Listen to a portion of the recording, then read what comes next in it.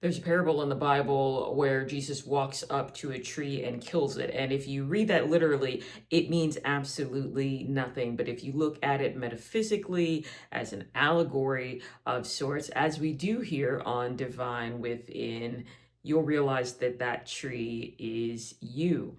My name is Lucian, and I thank you for co-creating this moment here with me. We're going to be breaking this particular scripture down into 3 parts. Otherwise, it would be really long. And if you've been following along, you know that I don't mind that, but I will be kind to you and keep this series a bit briefer. Again, glad to have you here. Matthew 21:18-22. And again, we're just going to be focusing on just a bit of this here. Early in the morning, as Jesus was on his way back to the city, he was hungry. So we're talking about manifestation, reality creation. You're manifesting in absolutely every single moment. However, when we chase external outcomes, that's what the whole message is here. You chase external outcomes when you're chasing what something looks like and what you think it's going to bring you, and you don't realize that that first has to become the essence of you from within. You first have to become the substance of that which you desire, and then you will see it. But at that point in time, it won't really matter, because it will already be so much of your world that when it's reflected back at you, you'll realize that the reflection is not the point. You're the point. That's what we're talking about here, why we're doing this. So early in the morning, as Jesus was on his way back to the city, he was hungry, and seeing, this is the NIV version, and seeing a fig tree by the road, he went up to it and found nothing on it except the leaves. Then he said, "May you never bear fruit again." And immediately the tree withered. And when the disciples saw this, they were amazed. "How did the fig tree wither so quickly?" they asked. And Jesus replied, "Truly I tell you, if you have faith and do not doubt, not only can you do what was done to the fig tree, but you can say to this mountain, go throw yourself into the sea, and it will be done. If you believe, you will receive what you ask for in prayer." So there's lots of there. And again, we're not taking any of it literally. The whole Bible is filled with symbolism. None of it is the way that it was twisted and distorted and manipulated in order to get you to think that there's something outside of you. Jesus is just a representation, is just the embodiment of the all that is, of the divine I am that recognizes itself, because that's the problem. We don't recognize ourselves as divine within, as individualized expressions of the all that can be. So let's look at, like, I'm not a botanist or a gardener, okay? I have a very minimal knowledge of this. But if we look at what a fig is, figs are, they grow from the inside out. So it's actually really kind of like an inverted flower, that all of these little tiny flowers are pollinated from within this stem. The stem grows around the pollinated flowers within. Those pollinated flowers invert themselves, and if it's female, you cut that open, and that's what a fig, that's what that fruit is. So it's very interesting that in that parable, Matthew 21:18-22, Jesus walks up to a fig tree, because we're looking at a fruit that blossoms, it generates itself from the inside out. And he sees the leaves of this tree and says, that's false. Because the leaves would then indicate, okay, there's something here. You get there and there's nothing there. There's no fruit that has blossomed. I hope you can already see where we're going with this. So the fig is more about internal embodiment, because how often do we chase the leaves? We're born, taught in this world to chase the leaves, chase how something looks. But the fig tree is about internal embodiment, the substance of being versus the suggestion, or rather, a bit differently. I'm just doing prep for this this better what I have prepared. The presentation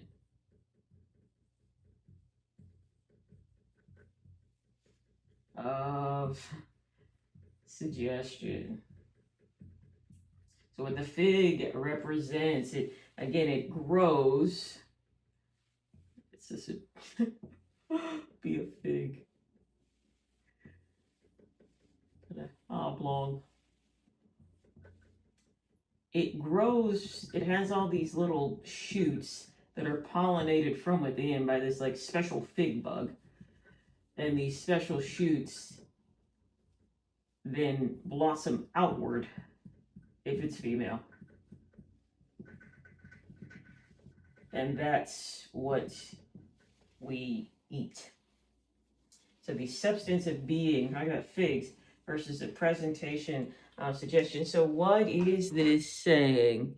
What is this saying? That in order for the outward presentation to, one, even exist, but more importantly, for it to be something that has a use, that is actually consumable, that can actually help you, just be a fruit that you can eat. Again, and we're talking about like fruit, like what is the symbolism of bearing fruit? To think about that, the substance of being versus the presentation of suggestion. So the presentation of suggestion, that's usually what we're chasing, right? So we see the leaves and we think that suggests, and we fill in the blank with whatever we think it means. What I'm getting at here, I was just talking to a client about this, and she said, I really struggle with comparisonitis, right? Because I see all this stuff online about everybody's happy family, and it makes me think about some of the things, of the decisions that I made. And then I start ruminating about maybe why my family doesn't look like the happy social media family. And, you know, an hour later, hour of talking, my response to that was, we don't know that those people are happy. I'm not saying they are absolutely, definitely not happy. I'm saying it's a presentation of a suggestion. Those people could absolutely hate each other's guts, but they're going to get together with their sweaters and their nice yard and tell everybody to put their animosity aside for one moment so that they can present a suggestion of what a happy family should appear to be as such. That has nothing to do. We don't know what the hell is in that fruit. We don't even know if that tree, we can look at the tree, we can look at the leaves. Okay, it seems as though there must be fruit on that tree. You walk up to it, like Jesus walked up to it. It seems as though there should be fruit on that tree. But we don't actually know. You don't know until you get close enough to it. We don't know if there's a substance of being there. Or, I don't know how many, in a very similar, I'm just having a very similar conversation about, you know, how do those couples that are together 50, 60 years, how do they, somebody was asking me, having a conversation, they're like, you know, how do they stay together? I'm like, well, first of all, they just don't leave. And they were like, right. And I'm like, no.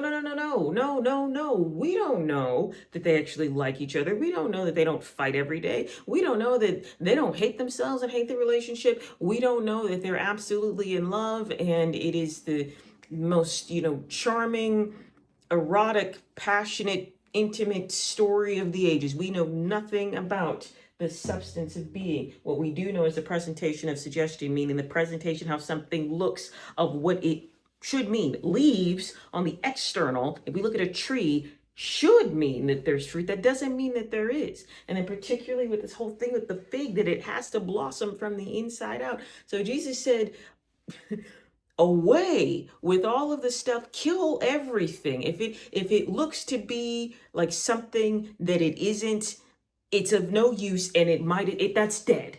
That's dead. A relationship that's, for instance, been legally two people that are unified for 50 years and they hate each other, or they don't even talk anymore, they don't acknowledge each other, that's dead. That's dead. It just kill it. It doesn't even matter, because it's a presentation of a suggestion. That is a 3D outward appearance. This goes for your negative circumstances as well. I guess we can talk about that. I wasn't going to, but that is a presentation of an appearance that is not the substance of being. Now, I'm not saying that is the case for all couples that have been together 50 years. I'm not saying that's the case for all people that post their families on social media. I'm just saying we don't know. So we compare ourselves. We're always looking out there for the presentation of the suggestion. We're chasing the suggestion because we assume that the suggestion is equivalent to the being. We assume that the fig tree that has the leaves, we're assuming, okay, that's a tree, right? That's a tree, it's gotta have figs. Well, you don't know that. It's a halo, it's Jesus. You don't know that till you walk up to the tree and peer at it, you observe it. And here's the thing, we'll never know anything about anybody else's life. That's not my point. What we can talk about is you. So the presentation of the suggestion, what something looks like, does not necessarily indicate what it is. I don't know how many people that I've met, male, female, and they, them, that are objectively gorgeous.